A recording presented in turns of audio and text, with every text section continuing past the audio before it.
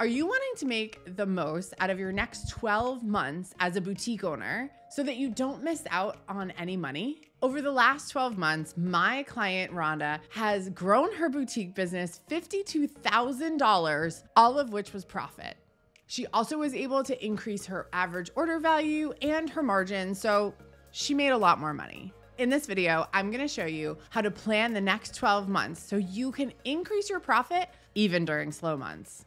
Let's just start off where we are right now, because at the time of recording this, we're in September. September, October are awesome times to start a boutique. This is when, even if you are an established retailer, you're going to see increased traffic, increased sales, higher priced items, which we love because we can sell way less of them. You also get the opportunity to move into the holiday season. Think about it. You start off in September, October, you're selling through fall stuff. You hit Black Friday, Cyber Monday, Small Business Saturday, whatever you choose to celebrate, and then you move right into the holiday season. Now, if you're an online store, sales may cut off in early December, and I want you to note that right now. Around December 10th or whenever that USPS cutoff is, that's about the end of the year for an online store. And when I say end of the year, I mean that's when you want to be finished kind of selling that holiday season stuff. We really think of holiday season from about November 1st to December 10th or 15th. At that point, you don't want to order any more holiday. This is why I'm saying it's really important to understand what the total year looks like, because in September, we still need to be thinking about what's happening in December. Because right now in September, we have about 2 months to sell fall. So fall in retail is generally September and October. Those are the big months where you can sell sweaters, sell boots, sell denim, all of that, right? When we move into holiday, it gets a little bit fancier. It gets a little more like velvets and pearls and lace and a little bit higher end, right? Now, again, that might not work for your customer, but you might want to think about what is fancy for my customer. Do they need to dress up, go to holiday events? That's what you're going to be selling from about November 15th through December 10th, 15th, 25th. Now, if you have a brick and mortar, you have a bit more time to sell into the holiday season. Usually, most people are really open until December 24th. I think that's a great idea, especially depending on how the calendar year falls. If Christmas Eve is falling on a weekday, the things you have to remember are it's probably a good thing to be open that last day of Christmas Eve. You sometimes will get shoppers at noon on Christmas Eve coming to your store. So if you have a brick and mortar, you think people are going to be out shopping, you might plan to be open. When I had my own brick and mortar store, we were right in the center of town. And I did decide the times we were open during holiday to just be open until Christmas Eve, I think around 2 or 3 p.m. There is one slow time to note during this sort of fall season, and that's always going to be between Halloween and November 15th. I know that sounds weird, but I always on November 9th get DMs and start getting messages or see posts that say, oh, my November's been so slow. I know. Every day should not have like a sales goal. That's the thing you have to learn in retail, is that sales are up and down all year in retail, even all month. You could have a $2,000 day one day and have a $20 day the next day. So when we look at these seasons, we have to think of these dead times and how are we going to plan inventory around them, right? Obviously, you don't want to stack up for November and then have to mark it all down on Black Friday. You want to plan for Black Friday separately with separate inventory, and you may want to know that those first 2 weeks of November, that's when you have room and space to change over your mannequins, change over your website header, do those things that show that seasonal shift. It may be more subtle between fall and winter. That's okay. Now, as we move into January, February, March, what you're going to hear a lot of people say is, oh, the dreaded J months. Well, here's the thing. In retail, traditional retail, the calendar year actually is February 1st to January 31st.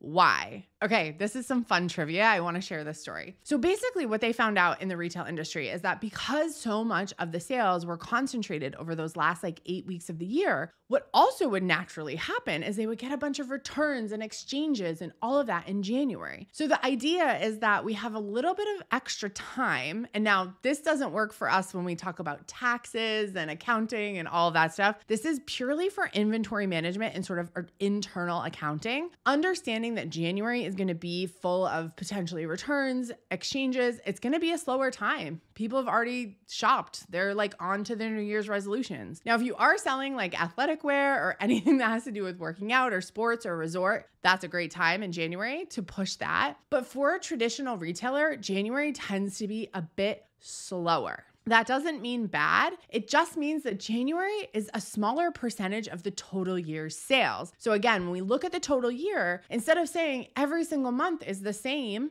all the time, it's not the same. If anyone ever tells you that, it's like, do not plan. I want to make $300 a day. It's silly. It's not like, it's a good goal, but it's not realistic with how retail works. Just as a side note, when we talk about J months, June and July are always lumped in there. Now, J months are not bad months. They are transition months, meaning we're moving from one season to a severely different season. So these are the months where you're going to take more markdowns. You're going to have more clearance. You might actually slim out on your inventory these months because it's just a little slower and like you want to take a vacation or two. It's okay to naturally have slow times in your business. Any business is going to tell you, oh, our slow time is.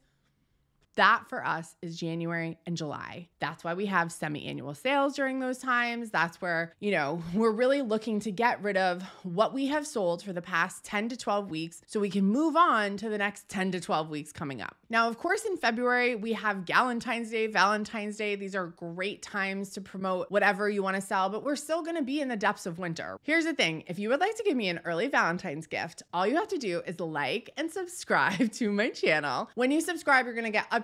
I've been producing more videos and they're super high quality, so I hope you've been loving them. And also, listen, if you need anything, comment below. I'd love to hear like what you've learned throughout your own retail journey, or if you're brand new, let me know if this is really helping you. I'd love to understand if you've had any aha moments. Now, once we're past February, we are definitely in spring. If you're in a warmer climate, you're going to see that spring might come a bit earlier. People might be ready to buy warmer things, but generally throughout most of the United States, we're still kind of cold in January and February, okay? So I wouldn't go crazy buying any shorts, or unless you're doing, like I said, some kind of resort collection, you don't want to get spring too early. That can be a problem. Right around March 1st is a nice time to say, okay, we're going to flip to spring.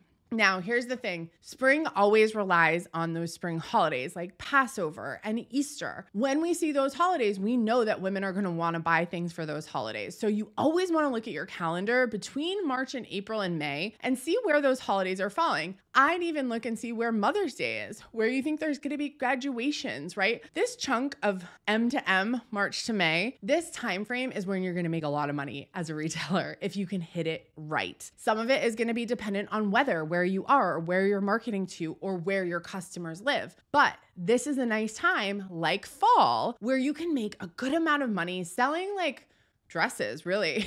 I love to see a good juicy May. I feel like that's always a month where I know people are going to make money if they're going to make money. That said, things that we learn in March, April, May are the things that we also want to carry over to like June, July, August, September. We always should be learning from what we sold and then planning our future buys on all of that. The other thing about May is that, again, depending on where we are, we're moving into shorts, we're moving into dresses, maybe sandals, right? You've got to think about the idea that things have to fit your climate and fit the style for your customer. So as you move through the seasons, what's trending for your customer? What's the color of the summer? We've had pink, now we have bright green, right? Like we've always had these summer colors. And again, it does not mean you necessarily have to address it, but you should know what's going on. You should see what's happening. Like every boutique owner, yes, go on, websites and figure out what you want to buy, but at the same time, have a plan of what you love. Once we're in summer, there's this really quick switch that happens from June, July, August. It's almost like the 4th of July is the end of summer. I know that sounds crazy because for actually consumers, it's like the start of the summer. But for boutique owners, it's kind of the end of the summer. We like to do markdowns, run sales, sidewalk things in the middle of July, and then move on to August to back to school. Adding denim, adding some styles in fall colors that might be climate appropriate, right? This would be an ideal thing to bring in. And now we're back to September. We've gone through the whole 12 months. Did you keep up?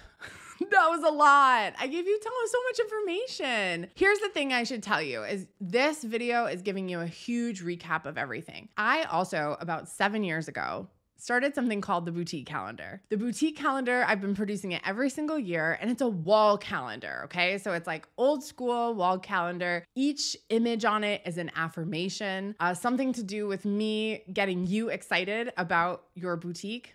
And then in the actual calendar at the bottom, we have so much good stuff. It includes when to hold sales, when to mark down seasons, what the theme of the season is, what you should be thinking about in terms of color, style, texture, marketing. I give you a whole bunch of tips each month on how to maximize that month. And it's packaged in a really cute calendar so that you can hang it on your wall. It looks like a piece of artwork, but secretly, you know when to mark down fall. If you'd like to get your copy of the Boutique Calendar, all you have to do is say calendar below or hit up this website that we'll put down in the notes. I'm so excited for you guys to see this year's version of the calendar. Every year I give it a new theme, and I'm curious to know if you know what this year's theme is. If you think you've guessed it or you've bought one in the past that you love and you love the theme of it, comment below. I'd love to hear all about it. Thanks so much for joining me. Hopefully this is giving you a really nice outlook on what a boutique year should look like, how you can start to plan it. And if you're excited about the Boutique Calendar, go ahead over and grab it. I'll see you in the next video.